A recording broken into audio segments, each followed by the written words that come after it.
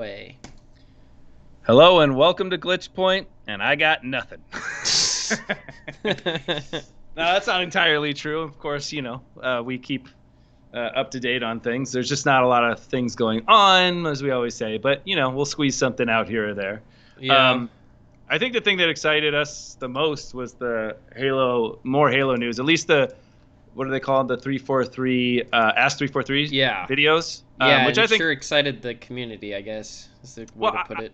I think it's such a better way than the blog, and I said that at the Oh, beginning. absolutely. I'm glad they started to do this because it's just easier to get people on, and like I send and it's easier to send than I can't send the blog to a lot of my friends, but I'll send this video to people. I'll post it. I'll be like, hey, check this out. This is what's happening. This is what we're getting ready for. This is the reason we're playing Halo 5 right now.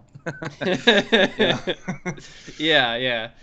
But I do like, I like the videos formats a lot better because that's just how I do. But they still do release, I think it's on Reddit or some version of it to read if you want to skip through and see some highlights because there tends to be a lot of bullshit in some of those.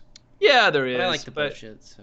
I mean, there's a lot of bullshit for them to play around with too. The fact because it's a continuous development, it's like every question they just push it into the continuous development category. Like, oh, but there may be, well, I don't know. We could later. Yeah, and one of the big points that they used that argument on that was no playable elites, and that's been really pissing off the community. Yeah. Which I think that I understand why people want playable elites, and it's not that I don't want them. Like, I also want them. I don't play as them, but like it's still a really cool thing that's been in Halo for a very long time, but hasn't been in Halo in a long time. But man, the community is just really pissed off. And it's one thing to be disappointed, like I understand, but the amount of hate towards 343 of like, do your jobs better is frustrating to hear. Yeah. Because like I don't think people realize just how much more work it is. I know it doesn't. It sounds like just another model in the game, but it's a lot of work. Fine tuning everything. It's fine tuning the entire game to just adding another piece, especially a playable piece. It's the character. It's like that affects absolutely everything you're dealing with. Yeah, and I think because they went down the route of Halo Reach customization, and it seems like they really want to make customization a big deal in Infinite, which makes sense because it's going to be free to play multiplayer. They just have to double their work. Like every time they make a piece of art, an asset for a Spartan, they'd have to like make a elite equivalent, which Bungie. Yes, they did elites, but they never reached the same level as Spartans. It was only like 9 possible. Halo 3 had probably the closest to this, but even then, it still wasn't as much as the Spartans. It is a massive undertaking of 343 to do that, but it's also something they can definitely add later on. Well, the thing that I keep hearing over and over again is that they're trying to narrow the field so that they can do the things that they're trying to do correctly. Yes. And, even the elites, what was it? Was there elites in Halo 2 or 3? I can't remember. Halo 2, 3, and Reach all had them. I don't remember the Reach elites very much, but they weren't that distinguished. You could go invisible. That was one of their major elements was they were more stealthy, but they weren't that much different. And I think that to really do them justice and like give them their own characteristics, because let's say they jump different, then that's like, can you even do that? Because you'd have to redesign the entire element of the level and where the things are. And it's like, so the main mechanics have to kind of stay the same because the level map design needs to be able to. Yeah, which they did when they had elites in there. Like they were just a swap of the model. That's all it was. Like No, you could go invisible. Well, that was in single player, but not in multiplayer. Yeah, not in multi, of course. Yeah, and I don't think anybody cares for an elites in campaign. Someone does care, but it's mainly just a option in multiplayer that people want. Yeah, but I think that to make them feel different is important, even in multiplayer. If they're just gonna make it synthetic, then I don't think that does it justice, especially in a game that's going to be around for a long time and they're continuously evolving it. They want to do it right. They want to get these things right.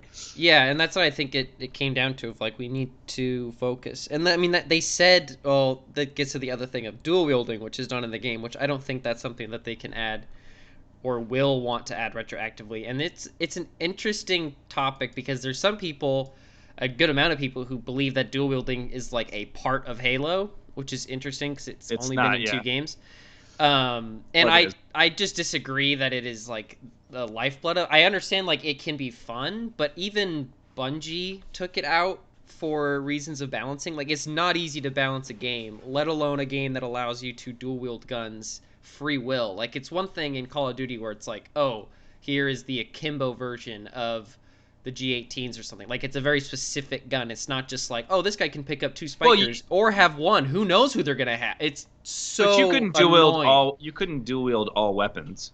No, and that's another So thing. I mean, It's that like, was okay, some are dual wieldable, some aren't, and then you have to like this which I gun thought was does this nice. much Yeah. damage. Yeah, it's really nice and cool as a player, but like as a designer, you're like whole like it's like a factorial amount of balancing that you're gonna have to deal with. Of like the Needler does this much damage, but what if they dual wield it? Now it does too much damage to dual wield, so you have to nerf the single one, and now the single one's not powerful enough to compete with other Yeah, things. that's It's very just true. it is so annoying, and Bungie didn't add it because their designers hated doing that. And I understand that, like, yeah, if you had enough resources, you could probably make it work. But I think it's better for them to focus on the core sandbox, like they've said. But it also makes those, yeah, as you said, it makes the probability, like if let's say you get a dual wielding weapon that's now been nerfed, you have to find another one. It's Yep, like, yeah, and exactly. so you're gonna really gonna take that risk and hold on to a single weapon until you find a dual wielding version of it to get up to snuff. But yeah, no, I Yeah, hear your and like points. Yeah, even like the makes sense. plasma pistol, I think this was actually a reason why the Halo 3 pistol was the way it was, and I'd love to this I don't know, I'd love to know if this was true, but like the Halo 3 pistol, you can't aim with it. It was kind of a piece of shit compared to all the other ones, but it dealt some damage, had really big recoil. It was a lot harder to use than any other pistol. And I believe it was because of dual wielding. Because if they gave you like the Halo 1 pistol that was like a pinpoint Oh headshot yeah. accurate one and a plasma pistol, you could one shot everybody. You could just run around, hold right trigger, and then blast their shields and do the noob combo, which is in Halo. You just have to switch your weapon. Which But like that switching of the weapon gives you time, gives the exactly. Like that's opponent. the balance that you're then losing. And right now in Halo 5, their pistol was their main weapon. Like that was the utility weapon in that game, which every Halo has a utility weapon. I don't know what this one will be. I assume it's I don't think it's going to be the pistol again, but I don't know. So I just really think that we're going to get a better, more balanced game if they just don't do dual wielding. And I really don't think it's a cornerstone of Halo. You know what I really wish they would bring back is the Halo 2 sword. What about it specifically? Everybody seems to not care about it, but I like the fact that you could lunge out of bringing it out. So like the transfer Oh, from gun to lunge yeah. was so quick that and the reason why I think I liked it was one, it allowed you, because I feel like the sword has always been kind of useless because it's easy to deal with. You just kind of back away and Yeah. shoot, and so it nerfed it so much, where it used to be such a badass weapon. You get this. Everybody wanted the sword because no one knew you had it, and then Yep. by the time they knew, you were already killing them. And it allowed communication amongst the team because you had to be like, oh, that guy has the sword. Watch out. Do not engage that guy. Kind of like the shotgun is. I mean, it more felt like the shotgun is, because sometimes it's hard to see that it's the person's holding the shotgun, but the sword, it's like such a tell. It's Yeah, like and I mean I think that was bright and illuminated. one of my least favorite things Halo 5 did was I feel like they just butchered the sword because of their aiming in the game. Because with the sword, they made it to where the base lunge from hip is super small. So like it's kind of disorienting coming from another Halo. You're just like, man, I just can't lunge. But what they did was if you aim down, well, not aim down sights because that's not what it is, but they call it Smart Link or something. But if you zoom Oh, okay. in Of with the course. sword, it increases its lunge. But then you're like, you really can't aim really well, which like Yeah. I guess to balance it out, yeah. But it was the sword should not be something I'm trying to use. It should just be a hack and slash. Like, yeah, it should be something where if you see that guy, just like back the fuck away. Like, do not get near. Yeah, but I feel But like it's been useless since too. Like no one really. I personally don't like it that much, and it doesn't seem like it's a very powerful weapon because it's just too bright and obvious. It's too yeah, obvious, and it's too easy to back away. It's too easy to see it and start backing away and shooting the person. That it makes it ineffective. And I wish they would solve it because it was just such a fun weapon. The ability to lunge and I don't know. yeah, Maybe they I wouldn't increase mind the if they lunge. made it quicker like Halo 2, but as Yeah. long as they don't do the aiming shit with it, I'm fine. Well, it's going to be interesting with the grappling hook though, because that now with the sword, I mean, if they kind of did a thing like that where they had a grappling hook to sword, now maybe that'll solve it. Maybe that'll be because now no one can really tell when you're going to grapple hook. Well, the grapple hook is not an inherent ability in multiplayer. Oh, it's not. Okay. No, that's yeah. equipment. I think I knew that. Yeah, which kind of it's sucks. Equipment, which I like because it goes back. I think it's going to be better. Yeah, it's it will. A one-time thing. It. I don't know. I don't really like things that they hold in campaign, and like the flamethrower and it's just like it feels weird. They'll be in multiplayer. It's just not something everyone can do all of the time. It's like it's a map pickup like Halo 3. Oh, okay. So okay. It's just that the campaign is permanent equipment, which that's why I really like, is because it's great that it's in custom games, so you can do a lot of stuff with like grab a grapple hook, or like there's 5. It's like musical chairs with grapple hooks. So you only have 4, but there's 5 people, and you have to like get one or you're gonna die. But also it's like I don't want Halo to become Titanfall, where everybody's just like fucking around with grapples flying all the time. All over like the place. It's just not what I want. So yeah. I really like that they're going down that route. And I think that just like the uproar of the community, because the Halo community, in my opinion, is just, we're a toxic group of people. It's just funny how one Ask 343 can go so well and the other one can go so poorly. And it's funny because like one of the last ones, or maybe the last one, was them talking about their design approach to Halo Infinite, and they were like, we really wanted to go back to Combat Evolved, and we wanted to agree that Halo's all about the sandbox. We're going to put focus on the sandbox, and like everyone's like, yep, we can all agree sandbox is what makes Halo, and this like Halo CE style of campaign is what makes Halo. And then like, all right, we all agree this is what makes Halo. And we're like, yes. And then they're like, okay, we're not going to do dual wielding because that's not what makes Halo. The sandbox is. And if we did dual wielding, that would take away from the design. And then they're like, nah, fuck you. It's not Halo. It's like, God damn it, we were so close. Yeah, no. Well, I mean, I honestly think that people are just so picky. You know, my God, and all that matters is they're taking their time and they're reducing the scope to really focusing on what I think are the things that are going to matter, the base components in which we want for an evolving game. You know, I want them to get the world right, which it sounds like amazing how they're doing the world when in the recent Ask 343. You're quieter. Yeah. Oh, I'm quieter. Sorry. Oh yeah. But yeah, so I mean, I am happy with the direction, and you know, even the day-night cycle stuff, and when they started to talk about the day-night cycle, a lot of the stuff was how things looked at night, which you know, they were just gigging out on like how beautiful you know the game is at night, just because they can have, you know, shields are glowing, and just the way that the glowing weapons cascade over the, you know, scenery or whatever. And also the way that night changes. I mean, that's the big thing, is that night changes the combat. Changes the combat in Halo. You know, so like I think it's, you know, they'll fight differently, or they'll be. I think one of the things they said was, you know, patrol guy will be asleep, or.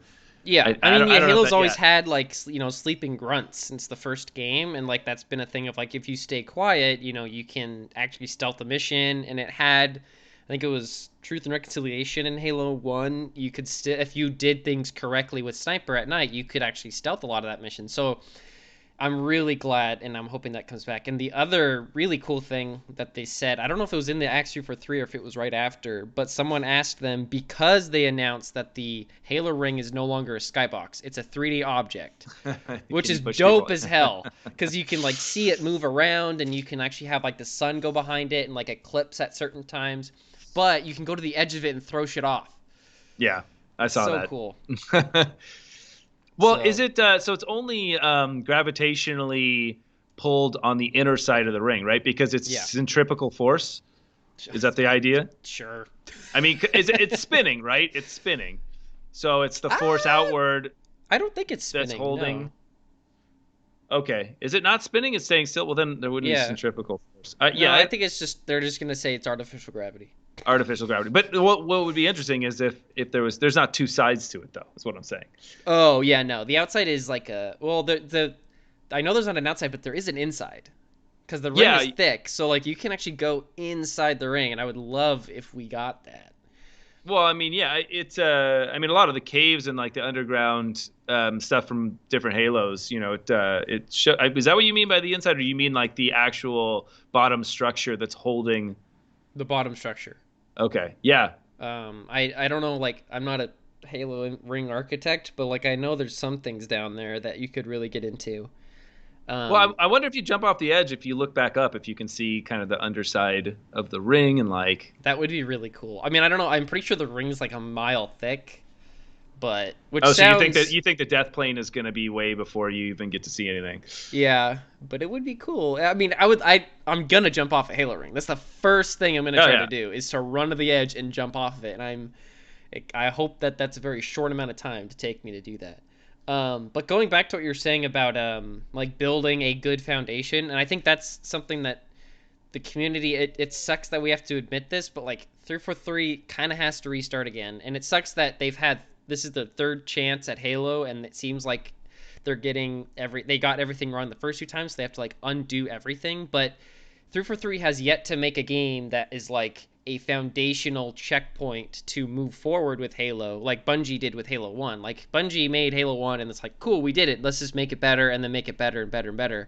Yeah. And then 343 made Halo 4, which if you look at it objectively is kind of just Halo Reach but like more because they did all the things Bungie did but they just increased it, which, was including sprints and stuff like that. But it was in the direction. And then they went to Halo 5, which was them trying to make their own little Halo, and we all realized that's not at all what we wanted.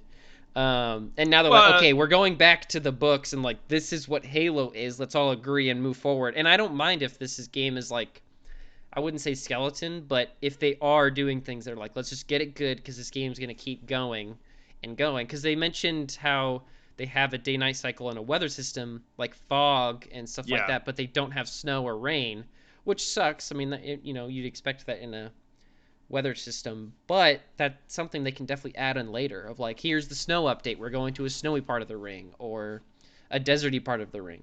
Well, I also think that they're going to probably add. I mean, as they add on, and they're going to add a lot more to the world. And yes, exactly as what you said, they'll be able to add new environments and locales. But I think that with what you said with Halo 5, I actually think it's a really good game. I just think that it doesn't have its heart in where Halo started. I think. Oh yeah.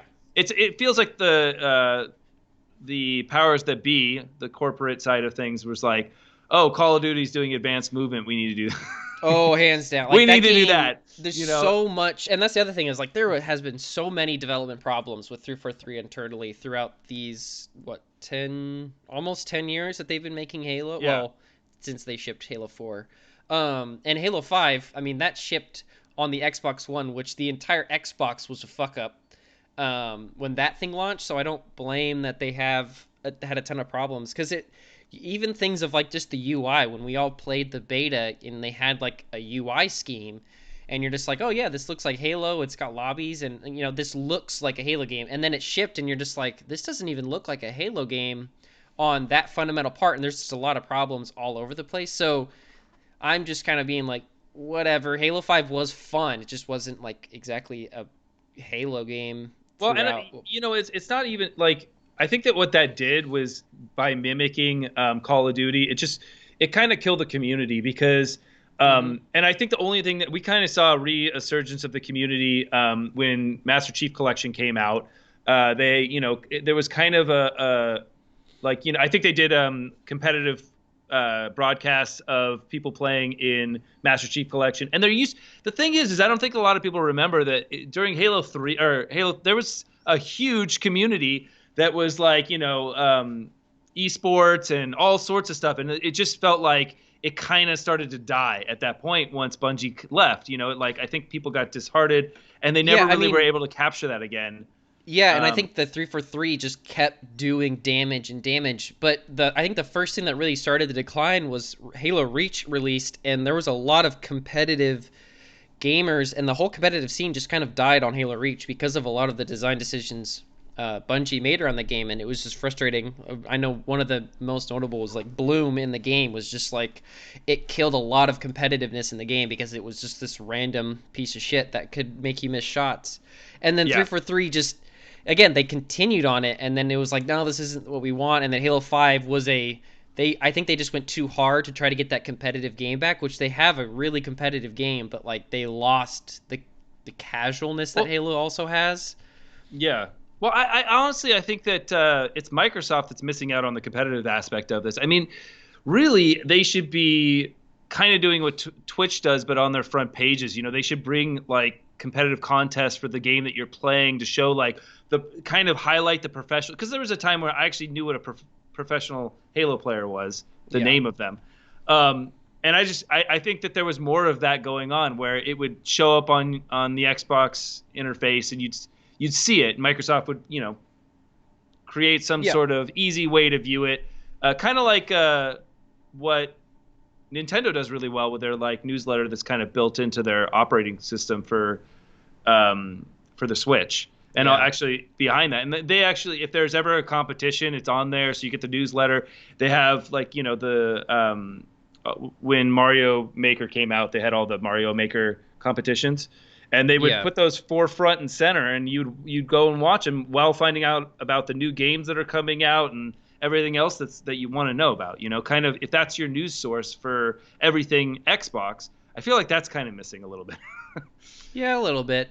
And I know like Xbox has made, because there was a point where they were so advertisement based with their dashboard, and then they went more community based with their dashboards and did things like clubs and pushed that. And then I think in the recent 2 to 3 years, they've been pushing more towards just games of just like your dashboard is just here's your games. You want to play the Yeah. games, just click the A button and play them. And it seems like a lot of Xbox right now is just get you to play the game. That's all they want you to do. And I very much appreciate that, especially with the Series X.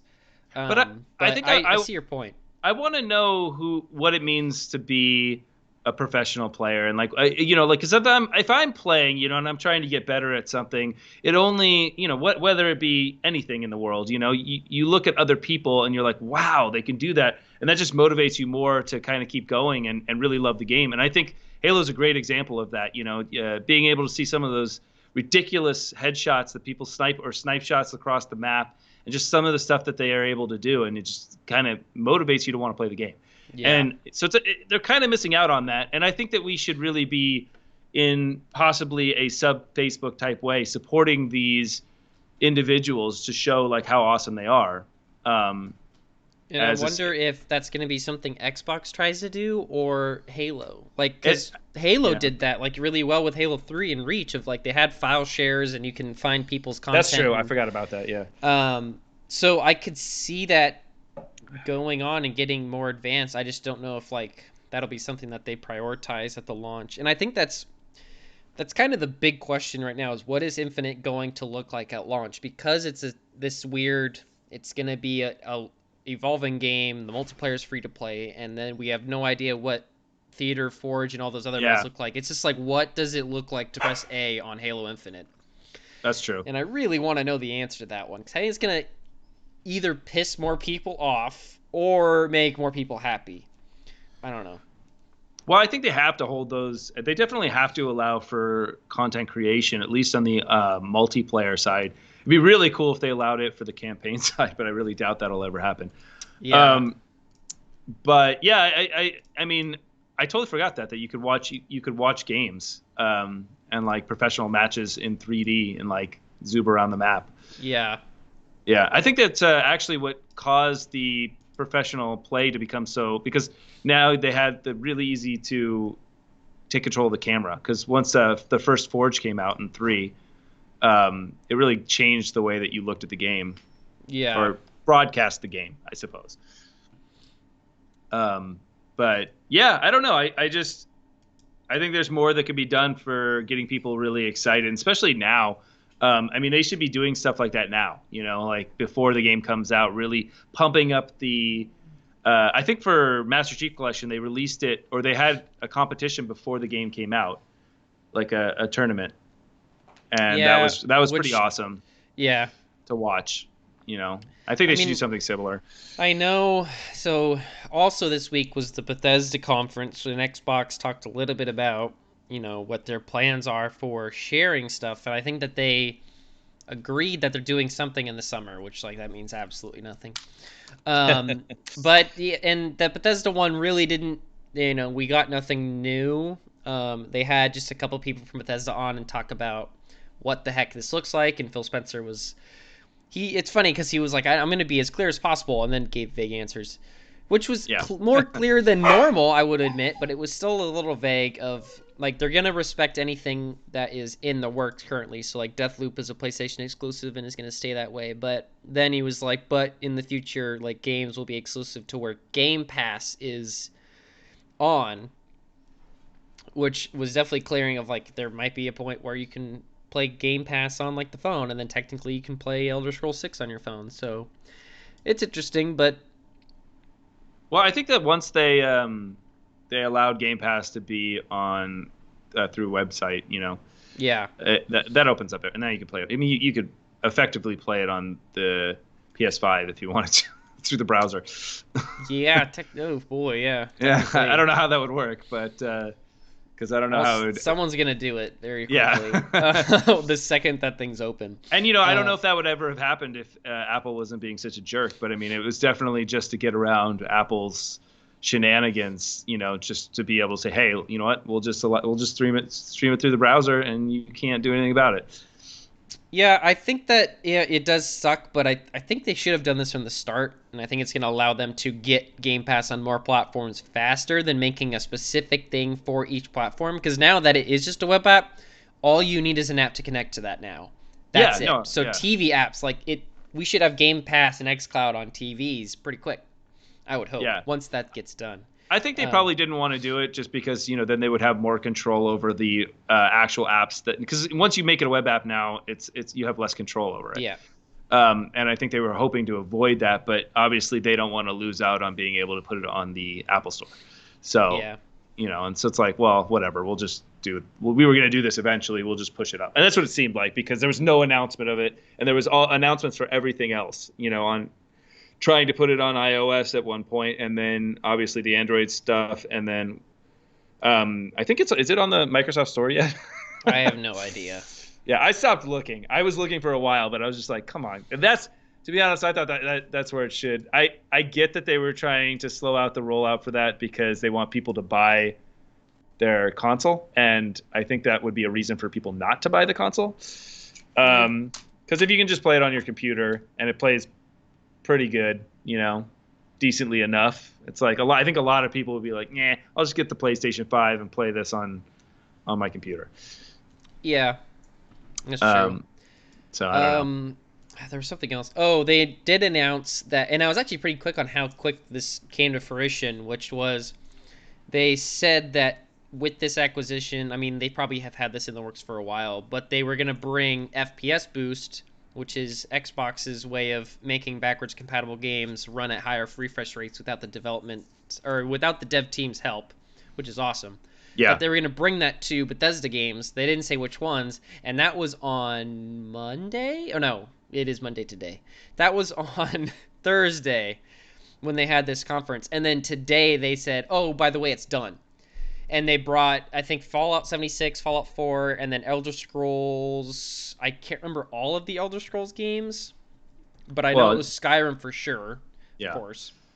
Which is awesome because there was a mod that I think I've talked about on this podcast before, but it was not ideal. It wasn't like 100% all the time. But with this, I mean, this is built in, and I'm wondering if maybe this plus that mod will increase how fast it goes, because I don't know what that mod did. I think that mod did just uncap it, so it probably won't do anything. But I'm wondering if they did this to old Elder Scrolls games. Well, this is good. I mean, it'll just really push people to put more games on their platform, because they don't have to they do less work. Dishonored Definitive Edition, which is awesome. I've actually been wanting to go back and beat that for once. And then Prey, another game I still haven't beaten. So that will run at nearly 60 apparently. So I mean, they're not going to say locked 60, but was it Prey for you? Did you just run out of bullets? You goddamn right I did. Yeah, that's exactly what happened to me. And then I was like, and it wasn't like I sat there and I'm like, fuck this game, I'm out of bullets. It was just like, that came out, oh my god, that came out so long ago. But I can't remember, something else came out after it that just like brought my attention. But the game was fun, and yeah, I ran out of bullets, and I was playing on probably hard, and that made it even harder. Well, So you know what it was? It was you thought that it was special to kill the big monster, right? I forget the yeah, name. So you the you fuck, try and it wastes all your bullets, and then you try and then you once you kill him, you realize that he it's a comes waste back. of fucking It's a time. waste of Yep. time. And so that's what happened because the actual best gun was the pistol. Oh yeah, that gun really Because awesome. there was no cap on how fast you could fire it, so you Yes. could just fire it super fast and like you could take that guy out really, really, really quick. Yeah, hair. But then I you ran love out of hair bullets, and triggers it's like, again. yeah, it's nice. But yeah, that was it was a really good game. I love the story and everything. Yeah, it's worth going back, preserving your bullets again. But, Yeah, there was, what was the other? I feel like there's something else that Bethesda talked about. I know. I think not Phil Spencer. Todd Howard said something like he called Phil Spencer when Fallout 76 was a fucking train wreck of a launch, which I thought was funny. Um, Other than that, it was mainly just all the developers talking about how happy they are that they've been acquired by Xbox. of So course. I mean, yeah, what of are they course. gonna say? So good for them. But I'm excited, and there was a rumor that was, or a leak apparently from some dude who's had credible leaks in the past about just how far out some of Bethesda's games are. And I mean, we've all been sitting on Starfield for a while with zero knowledge of it, which I thought was funny because like 2 weeks ago when they announced Bethesda, or around the time they announced Bethesda was getting acquired, if you bought a certain X Series X or something, some bundle, you could name an NPC in Starfield, or maybe it was like a giveaway or something. And I'm like, I don't even know what this game is. Like that Yeah, is hilarious. You're letting me do that. But this dude said that that game is probably not even 24 months out. Like that game is years out still, which means that Elder Scrolls 6 is probably like a decade away, if not more. well, I mean, it makes sense, I guess. And I'm sure that once they get under the umbrella, that they're going to get a lot more resources, so things will start to pick up. I think that I mean, those were all just like super early teasers. All the things we've seen of it, of both. Just they're the early, I think just Oh yeah, people. it's not. I don't think it's like it's literally a logo. That's Well, it. it's the thing you're supposed to forget about, but nobody forgot. Yeah, because these are the games we want to play, man. Yeah, no, I know. Like usually that's the thing. Like, and then when you see it later, you're like, oh yeah, I remember Yeah, seeing a any logo other for game that. can do that, but when Yeah. Bethesda comes up and like, by the way, Elder Scrolls 6, you're just like, oh Yeah. fuck, shit, let me get that. And then Yeah. Starfield, a brand new Bethesda game. We haven't had a brand new Bethesda game, like a new franchise from them since Fallout 3. Yeah. And even then, that was them taking over the rights to a franchise. Granted, they definitely, made it their own. It's a completely different game than the first ones, but like, so even then, if we go off that, we haven't seen a new game from them since like the Elder Scrolls 1. Yeah. I believe. Nothing noteworthy. Yeah. I mean, I don't know. I mean, we'll just have to see. I think that it's depending on how big it is. Yeah, that sounds about right. A couple years out. Yeah, what I'm wondering is since they've spent so much time on this game, does that mean that they have either made a new engine or have significantly increased their creation engine, which everybody wants? The creation engine is just known for being a buggy disaster. And I would hope that either this game, Starfield, or Elder Scrolls is going to be the debut of like the new creation engine or something. Yeah. A man can dream. Yeah. Well, we'll see. Yeah, I We'll see. highly doubt it. I don't think they would do that. But It's just I think we're going to be talking about this for a while, so it's like it's going to be some time. yeah, And again, this is just one of those things where I just want it to be good. And I like that I don't know anything about it. It's kind of, and I like that they're not trying to say anything because yeah, they're I think keeping at this it point, tight-lipped. if they say anything, it'll just blow out of proportion and people will get way too excited and then it won't meet their expectations and blah blah Yeah, blah blah blah. I We've think seen it that on, they saw Cyberpunk and were like, let's not do that. yeah, It's really weird because Bethesda, like, for 1 year, was like, by the way, we hate when people announce games super early. We're going to announce them when they're ready. And then they announced Fallout 4, and they're like, this is coming out in 7 months. And everyone's like, this is fucking awesome. And then 1 year later, we're like, by the way, Starfield Elder Scrolls 6. And it's been, I think, 5 years since then. Yeah, yeah. Has it been that long since those have been announced? Let me Really? see. 5 years. Starfield announcement. It maybe not. I'm That trying to seems remember when Fallout long, 4 man. came out. It's 2021. Okay, no. It's been 3 years. Yeah, 3 years. Um, I believe. Wait, no, I don't know. Yeah. 3 years. But So that's just okay. under Bethesda, right? That's just under the Yeah, Bethesda that's part of ZeniMax. Bethesda. What are they called? Bethesda Game. No. Yeah, Bethesda Game Studios, the guys that make games under the Bethesda name. And Deathloop is Deathloop is Arcane. Arcane Yeah. Leon, I believe. And what are the other ones? What are the other ones doing? Oh, let's go down the list. ZeniMax. But yeah, so Bethesda Studios. Let's see if this is gonna help in any way, shape, or form. No, this is not going to help that. Let's see. Let's see if I can remember. So there's Arcane Texas or Arcane Austin, I believe, and I can't remember. I think they're the Dishonored team, actually, and Leon, I think, was the Prey team. I could be getting those mixed up, but they intersperse. And then there's Machine Games, who's been making Wolfenstein ever since the New Oh yeah, Order, that's right. and they Yeah. just Oh, announced like a month ago that they're going to be making an Indiana Jones game with Todd Howard, okay. which is cool. I love their studio. They've done, in my opinion, nothing wrong with the Wolf. Oh, okay, other than Youngblood, which was them and Arcane. I don't think that was that much fun, but they tried. So really excited for that one. And then there's Tango Gameworks, I Yeah, think I is their saw that. name. I'm on it right now. I'm on the Wikipedia right now. Yeah, yeah, Tango. yeah. Yeah, So Tango they make GameWorks. Evil Within. Okay. And then And there's ZeniMax, ZeniMax which they make Online. Elder Scrolls Online, yeah. And then GameWorks, or not, Bethesda Game Studios.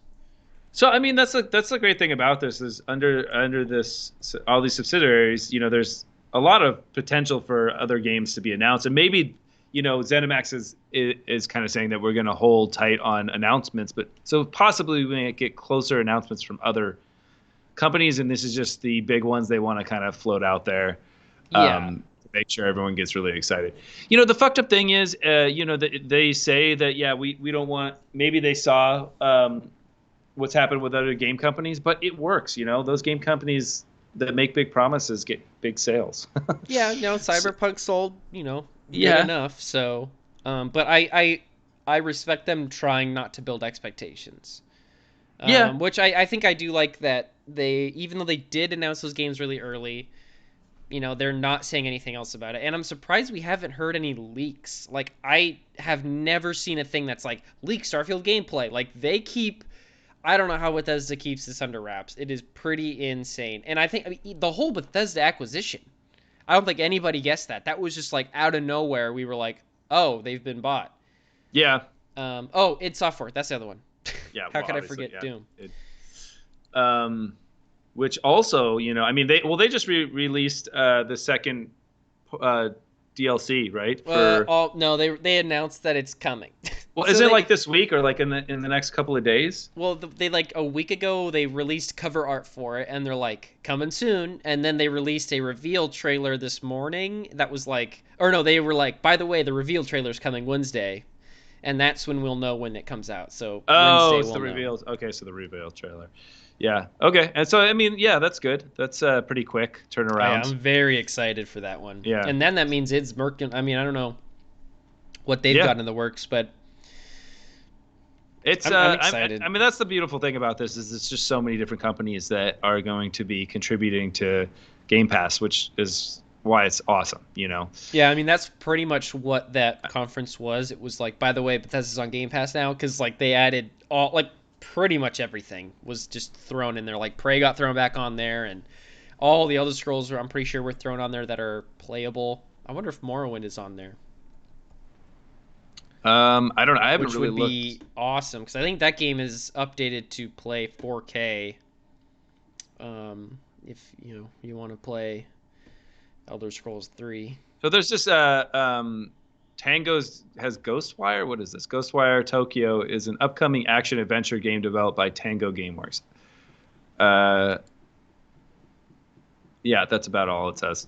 Yeah, yeah. That one was announced at a PlayStation, I Yeah, think. so it's So that PlayStation might also 5, be Xbox exclusive. Series X. Yeah, I would Oh, okay. imagine they'd probably yeah, but that's the thing. I think that they're pulling.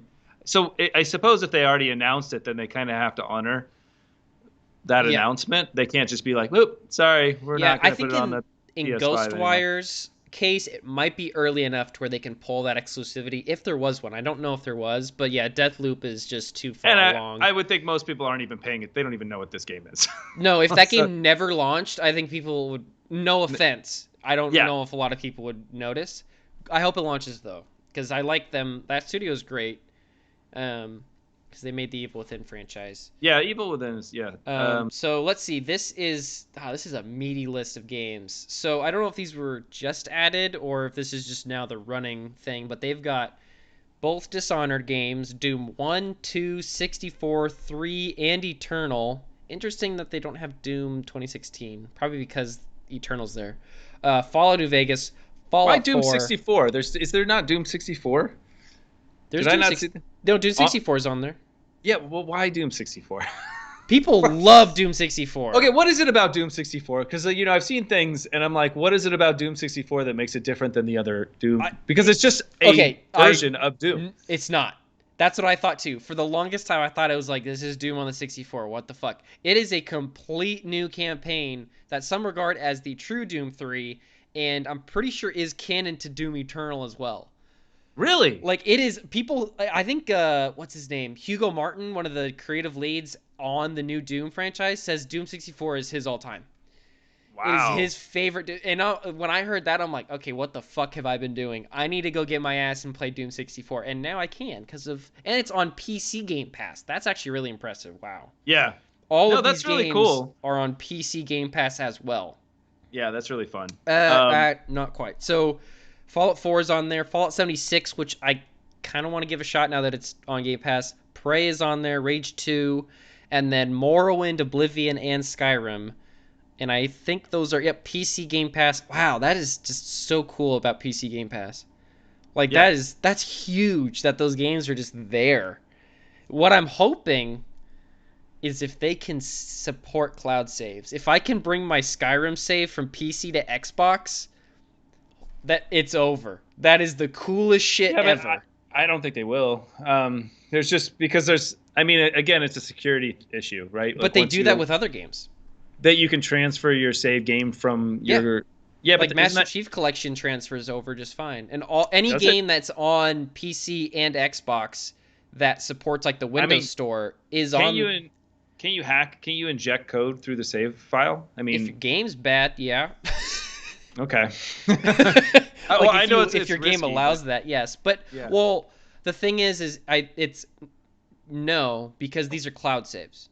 So I can't just USB over these things. It would be like Oh, a okay. cloud save over, which is how they make it kind of work like magic. If I just boot up Gears 5 on my PC, I continue wherever I left off on my console a year ago. And because they're on PC Game Pass, I don't think that means you can download the Steam version, which I would think means I can just play Skyrim on my computer and then go home because I'm playing games at work apparently, and then I go home and then play on my Xbox. So I'm gonna try that the second this podcast is over because that would be the coolest thing ever. Yeah, well, that's the place that they're trying to move towards is, buy once, play everywhere, and that's what we've seen. I mean, that is their new kind of sales pitch. Yeah, and it's funny, and I'm glad you mentioned that because I noticed this driving to work this morning because I had decided to finally buy a MacBook. Separate conversation. But something that Apple has tried to do for so long, and they're finally achieving it with the M1 chip, is it just magically works everywhere. Your iPhone app just works there, and like all the yeah, 'cause they apps bring just all the work. apps over. Yeah, It's fantastic. And Xbox, even though no one else at Microsoft does this beautiful ecosystem that Apple's tried to get at all, Xbox is the one case where they're trying to do that. It just works. So if I can just boot up Skyrim on PC and it just works, like I'm so glad that Xbox is being those people to build the best, in my opinion, gaming ecosystem. yeah, but Hands they down. they actually are in the hardware they're moving towards. I mean, there is an operating system for basically what the M1 is, which is unit or What am I ARM. trying to say? Sorry, ARM. Yeah, I Yeah, couldn't think of yeah. the word. But And I they was already looking. have an ARM-based operating system. They already have, and they're already talking about moving in that direction with the new Surface X and the Surface X series.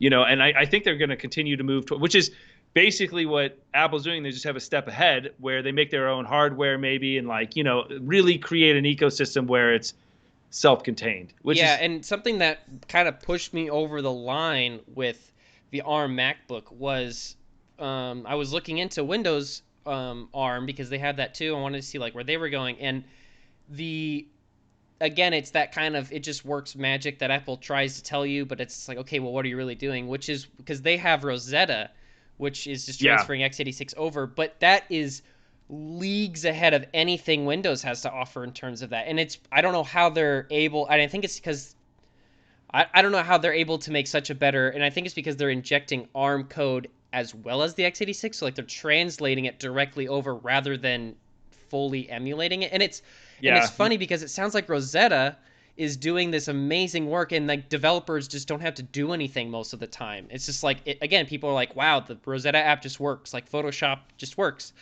And Xbox's backwards compatibility sounds the exact same way. Well, Developers don't it's have to do anything, and they're just like, it just works. Like they're doing amazing work on that front. I think a lot of the, just the way that they've structured their ecosystem in the past has allowed them for this because, Yep. a lot of the ways that you're developing apps and there's only one app store and there's only like everything's kind of centralized. They've been working towards this point from the beginning, and it's the closed system mentality that they've held on from the very beginning. And Microsoft, I don't think they're going to go closed system, obviously, because I think that a lot of what they do is actually open system and also for competitive and allowing third party stuff. And Yeah. but it makes it a lot more challenging, to be able to, to make a translation layer that allows for these calls, these x86 calls to be transferred over to ARM in such an easy fashion, and I don't know. I mean, maybe that I think they're definitely going to make another attempt to make the translation layer better so that they can, because I mean that's the big thing is if you can get all the old apps to work on your current ARM architecture, it's over. People will Yeah. buy it if it works well. And then you get to take advantage of the the all the benefits that ARM brings: longer battery life, faster compute. Yeah, and Um, it's just the parallels are funny of like yeah you say like they built this closed system, and yeah Apple has from the beginning been like this is our end goal, or maybe not end goal, but like this is where we want to get to, so they just kept slowly pushing towards it. And I don't know when Xbox decided to also have this similar like this is our end goal, let's go for it, because when Xbox One launched it was a shit show, but then somewhere along the line they're like we need backwards compatibility and we need this cloud system, and they just kept pushing, and now we're getting to this point where like developers don't do anything, and then their games run at 4K 60 all of a sudden. That they're I mean Morrowind is a 20-year-old game running at 4K 60 on a brand new console, and if what we were saying is true, supporting cloud saves on cross-platform gaming, like that is insane if they're going to get to that point.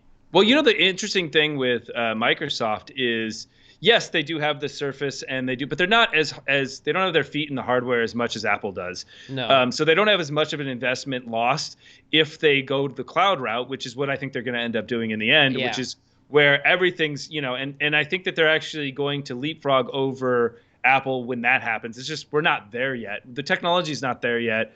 Because they already have operating systems that are available. Well, I don't think it's available, but they've been talking about it. That's all cloud based. So it's one operating system is you just log into your operating system, and of course there are problems. You need an internet connection now but I'm sure that they'll have some sort of. But it reduces the need for any hardware, or at least any really comparable hardware to you can offload a lot of the computational power to the cloud. So maybe you can do simple things off the cloud, but once you really need to do something, you need the cloud or that cloud experience. Yeah. I don't know. It'll be interesting. I think that that's going to be their next move, if I were to guess. Yeah, I want Microsoft to take notes about Xbox and what they've done to their gaming ecosystem and just start applying it a little bit better. Yeah. It would be amazing if they could do that, because Xbox is just like kicking. It seems like they're kicking ass every week, and they're not doing anything wrong other than when they increase the price and then they undid it like in a day, which was still just the weirdest thing. You know what's really frustrating, and I've constantly, because I have multiple devices that I actually develop on multiple devices because I like to to move them around, and Yeah. also just keeping them up to date. It or synchronized is such a pain in the butt. Yeah. Because if let's say I install whatever on one device, and then I need to use it, I have to install the same one, but then now that one's out of date, so I have to make sure that one's updated, and I'm like trying to figure out to write a script that will update all of my package managers all simultaneously on all my computers at the same time by doing one call. Yeah. But this gets solved by putting it in the cloud, because now you have one configuration that you're moving around to each device, and Yeah. that's amazing, because now it's just your computer, but you're just looking at it on a different device. Yeah, and I that's what is getting me excited to start doing development on the Mac, and just that ecosystem of like right now we're in that growing phase of like there's still Mac apps that don't work. Like it's still there's this difference, but they're really close because they just allow you to just run the app in some program that I can't remember what they call. But it feels like we're getting to that point where like there is just there's no iOS versus Mac OS and iPad OS. It's just like OS. It's just the Apple OS, and it just runs on any device that they give you, and it just figures out what you're on. And from what I'm seeing for some of the Apple development forums and stuff like that, they have a great ecosystem. I think Xbox is matching that type of development interface of like, no, just get your game running, and then this is what it does on this console versus this one. And Apple's just like, yep, just this is iPad mode, this is Mac mode. And it seems like as a developer, it's just so nice. But And it just works. What's the synchronization between the devices? I mean, like if you download an app on one, can you easily sync both devices so they're exactly the same? So on iPhone and iOS, or on iPhone and iPad, because they are running the same operating system, but one has more features. Well, and than the other. M1 now. Yeah. Well, yeah. The M1 is like almost there. But for those two devices, because they are already in that shared ecosystem, if I download an app on my phone, it automatically downloads it on my iPad. I don't even have to do anything, and it's just there. That's cool. And then I just boot it up, and it's just there. And then I can do things like, if I'm on my phone, I can just be like, oh, continue on my Mac, and it'll just put it on or continue on my iPad, and it'll just go there, and vice versa. Same with my watch. The watch does all that too. The Mac really is nice. getting to this point where they're allowed to do that now, and like, it's not quite there, but because this is their first iteration, like to get a iOS app on a Mac OS, you just go to the App Store and click iPhone apps, and you just search them like a phone, and then it installs them and boots them up just like any other app. So I can see within a year or two they do the same thing with an iPad of like, I downloaded Evernote. Yeah. Download on all my devices, and then I just boot it up and it's there, and just magic, because Apple loves their magic. So No, that's great. yeah. I mean, I think it's just, it's the idea that they have a singular. I mean, there are other, because all the Apple Store is a package manager. Yes. And I think that, the fact that they have one central package manager that's the only one that you really have contact. I mean, I'm sure you can get other ones, but who would want to do that? It really allows them for all these liberties, the being able to synchronize all of it over, and being able to basically give you a profile within that package manager and making all of them sync across devices. Yeah. Which is awesome, which is what I want Microsoft to do. I mean, I know they're going to do it in a different way, but I just want them to be able to simulate that however they choose to do it. If they go cloud, that's great. Just make sure it's fast. I don't. I'm just hoping Microsoft just commits, and I think that's just the biggest problem that we've talked about with Amazon and Google is that they just don't commit, and Apple probably commits too hard at times, and they're willing to actually fail. Because like they came out with the HomePod and everyone shit on it because it was a piece of shit, and they came out with the HomePod Mini, which was a very different product, but they call it the same thing, and that was way better. And then they're like, cool, we're gonna diss the other one, just like absolutely just discontinued it, and then they just moved on with something better. And Google, if they came out with things they don't work, and then like, never mind, doesn't work, and then they just move on. And I'm like, if you would have just tried a little harder here, and Microsoft can do that sometimes, and I'm hoping ARM is not that thing. They've got to commit to ARM. I think Microsoft's biggest problem, which I think they're getting better about, is just holding on to legacy. Oh, and it's just like, God, yes. It's like drop the legacy, whatever. It's okay.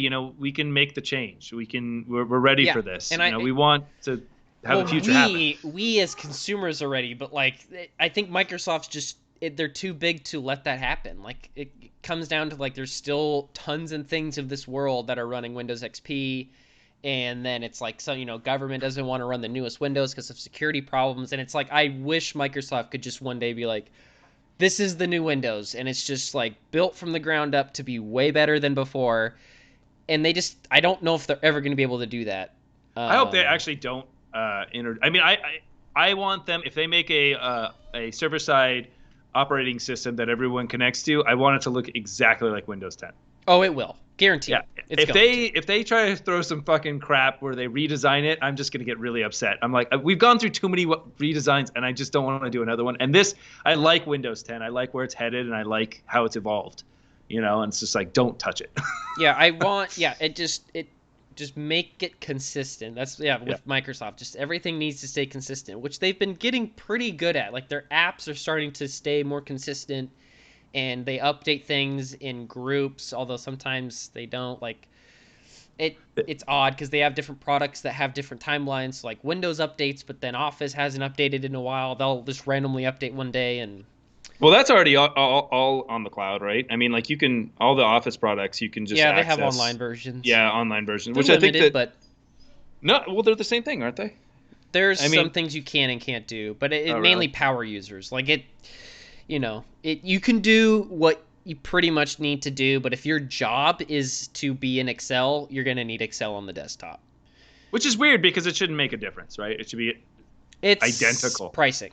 That's all it is. It's we want Uh, someone to buy Excel yeah, and it's okay. someone to, have Office 365 because like Google, yeah, they're all free, but because they're free, they don't make money off of it. So that's why Google is not as feature heavy as Microsoft's is. And same with, I mean, Apple's is also weird because Apple goes the route of like you pay more for our products because you're getting things built in. Like you get all of their Office things built in and they put development time into it and they try to match Microsoft. But Microsoft's like you get our operating system, but then if you pay extra, you then get the Office apps. It's different.